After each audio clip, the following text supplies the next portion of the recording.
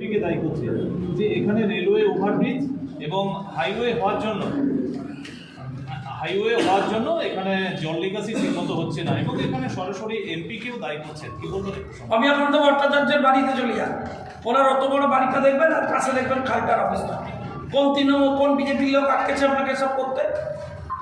আমি জানতে চাই ওনার কাছে। আপনি এতদিন ধরে এমএলএ ছিলেন, কাজের কাজ কি করেছেন? এসব অভিযোগ টভিযোগ না করে নিজে নেমে কোদাল দিয়ে সব পরিষ্কার করুন। আমাদের ডাকবেন, আমরা যাবো। যদি সরকারের পয়সা না থাকে আর কি করা যাবে? চুরি করে আজকে 15 বছরে ফাঁকা করে দিয়েছে। আরে কোনো কন্ট্রাক্টরকে ফোন করলে কেউ কাজ করতে চাইছে না এই রাজ্য সরকার। ফোন এলেই কন্ট্রাক্টর আতঙ্কে পড়ে যাচ্ছে, বললো ফোন এলেই মাল পাবে না, বলবে কাজ করো, দেখছি। সরকারে আসবে না তো। 116B ন্যাশনাল হাইওয়ের ওপর দিয়ে বিস্তৃত আছে।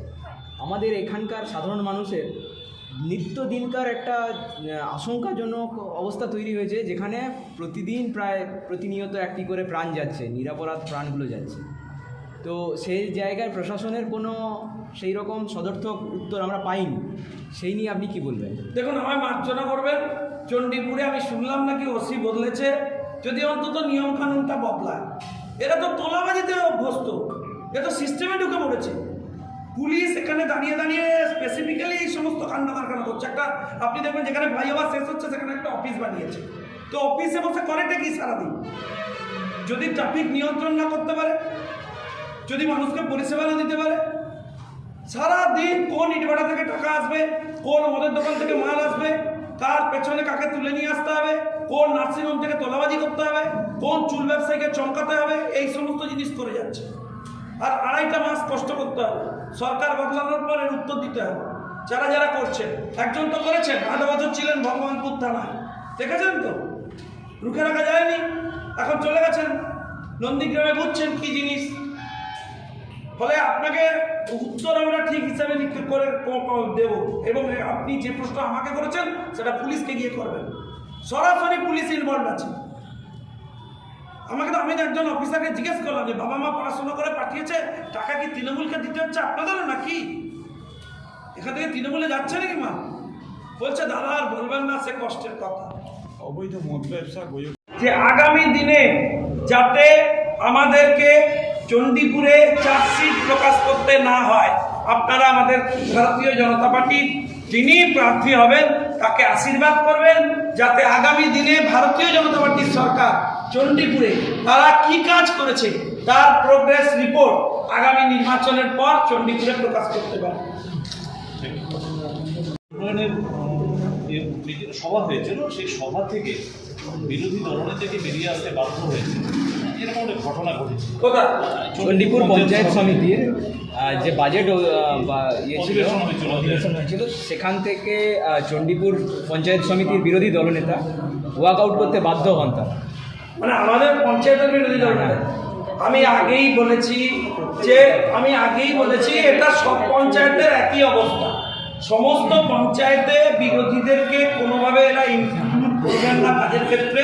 আর সব থেকে বিপজ্জনক হচ্ছে যে আমাদের যারা রিপ্রেজেন্টেটিভ আছেন তারা এদের পাপের টাকার ভাগিদার হতে রাজি না। এদের বক্তব্য হচ্ছে হয় আমাদের পাপের টাকার ভাগ নিন, এই অপরাধে সামিল হন, আর তা না হলে চুপ করে বসে থাকুন, বেরিয়ে যান, আমরা যা খুশি তাই করবো।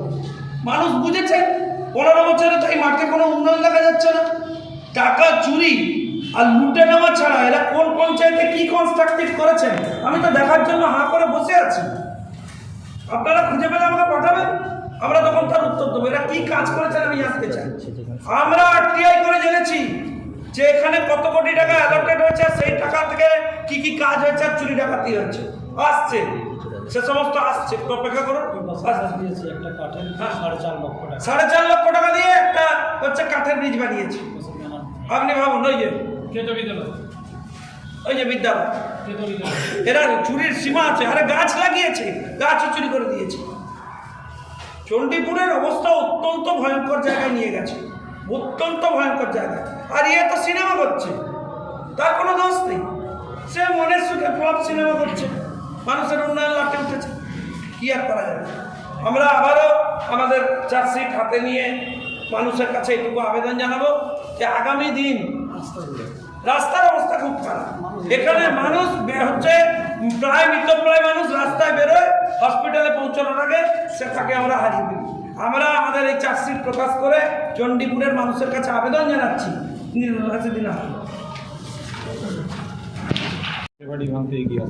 তাহলে পুলিশের নিষ্ক্রিয়তার প্রশ্ন কি কেন হচ্ছে না মনে হয়? তাহলে আমাদের কাছে লিস্ট এসেছে, আমরা জানি, এবং আমি আজকে দায়িত্ব নিয়ে বলছি, আপনি শুনলে অবাক হয়ে যাবেন। ওই বিভীষণপুরে কবে আমরা কম্বল দিতে গেল পরশুদিন, বিভীষণপুরের কাছে সেখানে মদের লাইসেন্স পায়নি দোকান, এখন থেকে মদের প্রচার ক্যাম্পেইন স্টার্ট করে দিয়েছে। মনে হচ্ছে না উন্নয়নের বিশাল কাজ হচ্ছে। আসলে মদের দোকানে প্রচার করছে তৃণমূলের লোকাল নেতারা। মানে আপনি ভাবুন, মদের দোকান খোলা হয়েছে এদের উন্নয়ন, যুগ যুগ দিও আর যুগ যুগ পিও, সারা বাংলা জুড়ে গুচ্ছ গুচ্ছ মদের দোকান। কারণ ওখান থেকে তো টাকা তোলে। রাজ্যে উন্নয়ন হচ্ছে চপ শিল্প, আর মাল কামাইয়ের জায়গা হচ্ছে মদ, দুভাবে।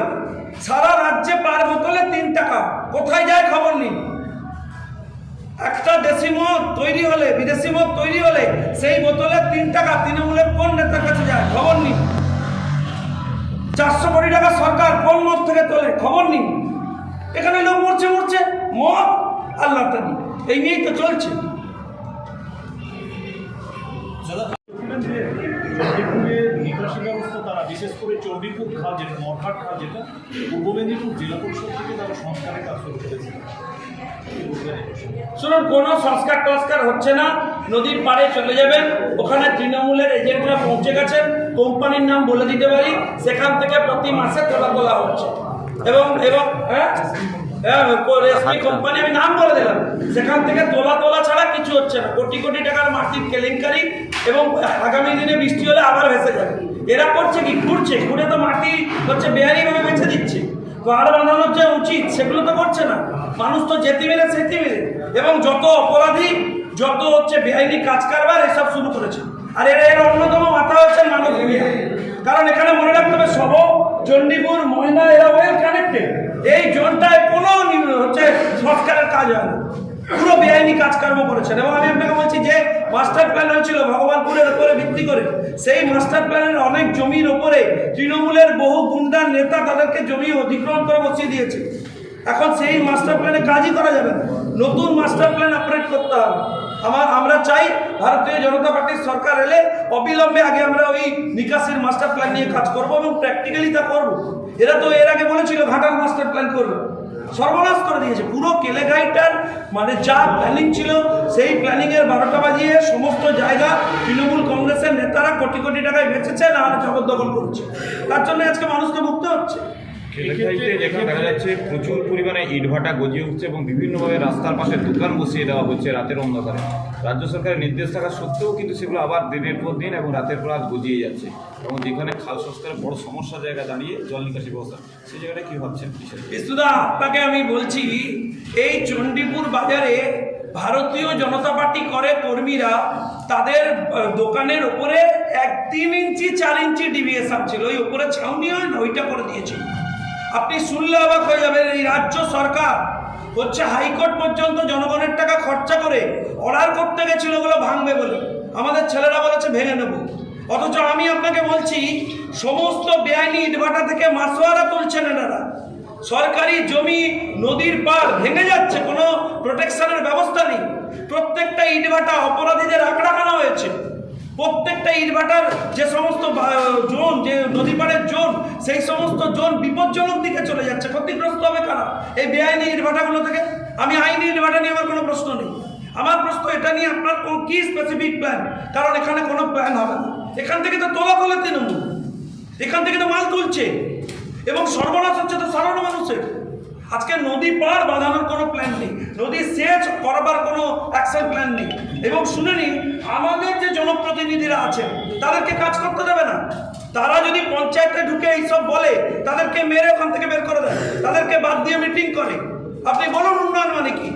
আজকে ভারতবর্ষের প্রধানমন্ত্রী এসে রেলের উদ্বোধন করলে বিরোধীদের এমপিকে মঞ্চে ডাকেন, আর আপনি চণ্ডীপুরের উন্নয়ন করবেন, বিরোধীদের যারা রিপ্রেজেন্টেটিভ থাকবে তাদেরকে বের করে দিয়ে। আগামী দিনে কি করে মানুষের সৌজন্যে আপনি এখানে আসেন, আমরা সেটা দেখব। আমি সরাসরি আপনাকে বলছি, যে চণ্ডীপুর এবং কেলেঘাই পাড় জুড়ে যে ইটভাটা, সেই ইটভাটা হয়েছে তৃণমূলের দুর্নীতির আখড়াখানা। সেখানে তৃণমূল অর্থ, অপরাধ, এই সমস্ত কাজ, মাটি কাটা বেআইনি, এই সমস্ত একের পর এক চালিয়ে যাচ্ছে এবং এগুলো বন্ধ হবে না। এগুলোই তো সোর্স। আমি তো অবিলম্বে বলবো যে মানুষ ভূঁইয়ার পদত্যাগ করা উচিত, কিন্তু করবেন না। উনি এসবের মাথা, উনি এই সমস্ত নদীর বরাদ ধরে সব করে যাচ্ছেন, সবঙ্গে তবে হারবেন। এবং ওই পুরো নদী পার জুড়ে অপরাধীদের আখড়াখানা হয়েছে, তাদের দিয়ে ভোট লুট করবে না সব প্ল্যান। দাদা চণ্ডীপুরের